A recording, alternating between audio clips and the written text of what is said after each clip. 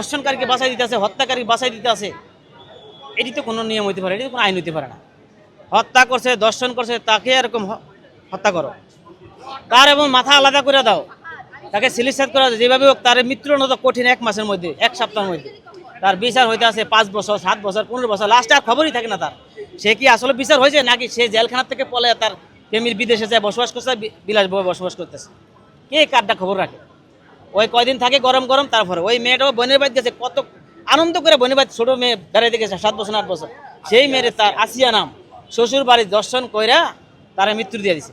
এখন high court stay করছে কি দর্শন কে করছে না এগুলি জানার জন্য। আর যদি এই বাড়ির যদি যেই বাড়ি গেছে, যদি বিচারপতিকে বুদ্ধি থাকতো, জ্ঞান থাকতো, ওই যদি হত্যা না করছে, দর্শন করে না, বুঝলাম, ধরে নিলাম, ওই তো তাহলে প্রতিবাদ জানাইতে হচ্ছে। আমার বাড়ির মধ্যে আমার জিয়ারি বলা হয়, হ্যাঁ, বোনের মেয়েকে, ওই আইসে বেড়াইতে, যদি অন্য কেউ দর্শন করে থাকে তাহলে ওই প্রতিবাদ করতো না? এটি তো প্রমাণিত হয় যে সেই দর্শন করছে, সেই কাজ করছে। এগুলি যদি বিবেক বুদ্ধি থাকে, আমাদের দেশে এগুলি করে আজকে মানুষের সব জায়গায় জুলুম অত্যাচার ছাড়া কিছুই দেয় না। সব জায়গায়, সারা বাংলা 64 জেলার মধ্যে সব জায়গায় জুলুম, মারামারি, দর্শন, ওই যে ছিনতাই, ছিনতাই বেড়া ভাঙ্গা দিয়ে ফলাইব যদি আইন যদি প্রয়োগ করে। ছিনতাইকারী থাকে, ডাকাত থাকে, আবার ডাকাতকে সরকারের হাতে কোনো ডাকাত বড়, যত বড় সে লিডার হোক, যত বড় সে বাহিনী হোক, তার লগে যদি 10,000 যদি বাহিনী থাকে একটা ডাকাইতের লগে, সরকারের বাহিনী আছে লাখ লাখ, ওর কি ক্ষমতা বেশি হয়?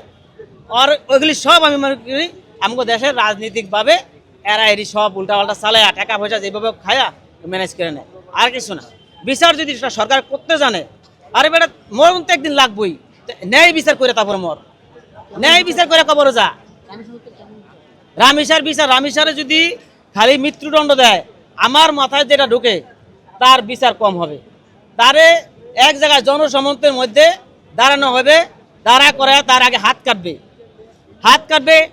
2 হাত একটু একটু করে কাটবে, কাটার পরে সে যন্ত্রণা ভোগ করবে, তারপরে সে তার ফাঁসিতে ঝুলানো হোক। সে যেটা করছে আরো কঠিন করছে, সে কিন্তু দর্শন করছে, হাত কাটছে, দোনো হাত কাটছে, মাথা আলাদা করছে।